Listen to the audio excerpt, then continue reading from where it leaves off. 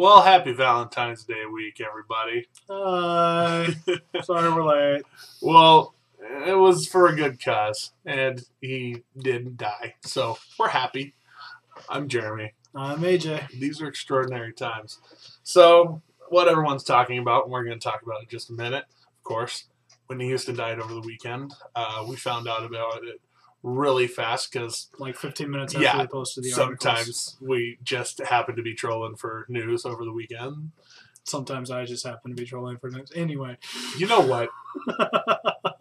Just because you sorry, not a funny thing, but yeah, it's been a long day. It's been a really long day for us. And anyways, moving on. So, Whitney Houston, as probably all of you know, best known for singing and having a very terrible marriage to Bobby Brown and performing. And I Will Always Love You. Yeah. And that will now be stuck in your head for the rest of the week. And The Bodyguard, good stuff like that. She was a rock star as defined, rock and roll, music and drugs and tumultuous life, and sadly she has a wonderful voice. And she had a wonderful voice, and she was a great person, and just happened to be in the wrong crowds. Yeah, it's sad when someone 48 years old still has so much life, and all of a sudden it's not there anymore. So our hearts go out to the people affected, because the thing about public figures like Whitney Houston and Michael Jackson, even whenever he died, is it doesn't just affect the families; it affects the people who respected them and the people who love them, who really care about them. Well, her daughter was hospitalized due to the stress over her mom passing. She was really close with her mom, so yeah, prayers go out to them. Yeah. And everyone who loves her music, and just you know what to do. Listen and reminisce and be happy that she gave what she gave, because she, like I said, good person. Sad that she's gone. Yeah. Well, speaking of people that should be happy, that really for some reason aren't. Okay, that was the absolute most awkward segment we've ever done. Whitney Houston to Iran. What are we going to do? Just not say anything and move on. But moving on. So we've been covering this off and on the past couple of weeks, past couple of months now. Iran flip-flopping being the little jerks that they are. So it's been theorized that they would put mines into the Strait of Hormuz. Well, what they're starting to do now is load up what looks like to be suicide-run boats. For those of you who may be a little hazy on the history of suicide boats, that's what happened to the USS Cole back in the early 2000s. I think it was 2000 or 99 when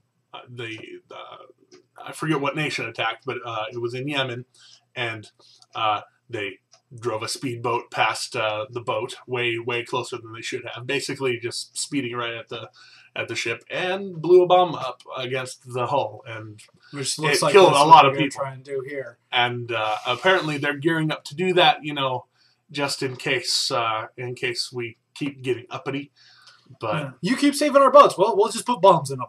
Yeah, right. Yeah, it's okay. Basically, Iran is trying to assert their superiority and going into subterfuge and sabotage and awful things to try and assert their authority. The fun thing is, though, our military has been asked, could they actually close the Strait of Hormuz? Could this actually be a problem?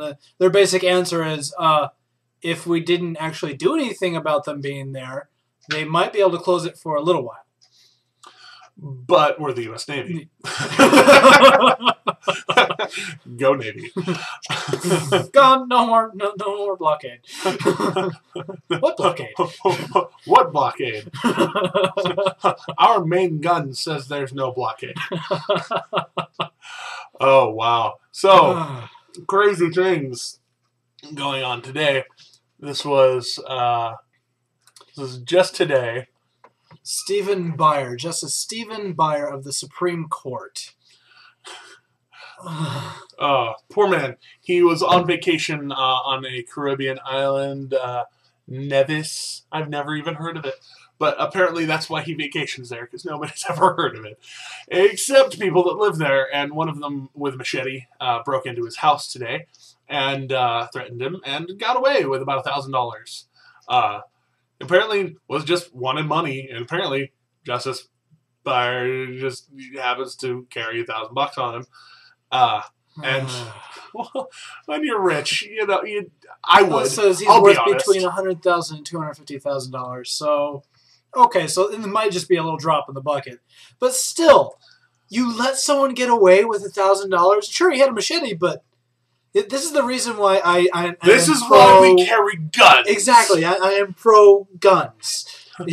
I am pro all the people carrying big revolvers. You take the guns away from the people, they can be robbed by a guy with a machete. Exactly. If London has taught us anything, it's you take the guns away from the people, and the thugs with knives are just gonna give me all your money, I'll cut you. Stupid. Anyways, so yeah, it's oops. Yeah. A justice got robbed. It's upsetting. A Supreme Justice got robbed. Supreme Court Justice got robbed in the Caribbean. Sorry, he was on vacation. I don't feel too terribly bad for him, but if someone tried to rob me, I'd be angry. It proves a point. Yeah. You need to have a weapon on you in these kind of situations. Anyway, I have no segue for this. I'm shocked. Even between Whitney Houston and Iran was an easier transition than going from Justice of the Peace getting robbed Supreme to Court Justice. Thank you. I Good can't even job. talk. It's late. It's okay. We're correcting each other, and it's late. Sorry again. Anyway, so a Cincinnati high school has put forward a plan to pay their students for coming to school on time. It so far isn't clear exactly how often the payments are going out, but something about increments of $25 for seniors, $10 for underclassmen. All in the form of gift cards. Yeah, basically they're buying up Visa gift cards and giving the kids money to do what they want for doing something that they should already be doing anyways. And they address that. They say, people will say you're rewarding kids for doing something they should already be doing anyway. Like I thought, immediately, first thought. But they're not doing it. We've tried everything else. Well, apparently not, because apparently your kids still aren't going to school. You know what they do here in Texas? They arrest you for truancy. Yeah. And they throw you in a white cell with a giant glass window and a chair. And you sit in juvie for a while, and you think about not skipping school. This is something like first-hand experience. You know what? I had a brother. That's all I'm saying. Okay, there we go. Either way, for my brother was way cooler than just skipping school. I'll just say that right now. But now he does cool things, legitimate cool things that are, rad. I love all of my brothers. All of my brothers are awesome. Just throwing it out there. See, for me, this is a throwback to last week's little story that we had about the dad. This is a parent's thing for me. Yes, school is important, but that needs to be taught at home, too. This is not just a teacher's responsibility.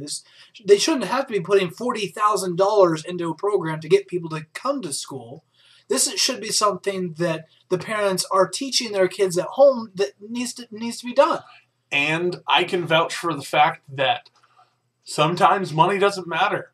I drew up contracts with my parents almost every year from the time I was in 6th grade to if I get, A's, I get a certain amount of money. If I get B's, I get a certain amount of money. If I get C's, I don't get any money.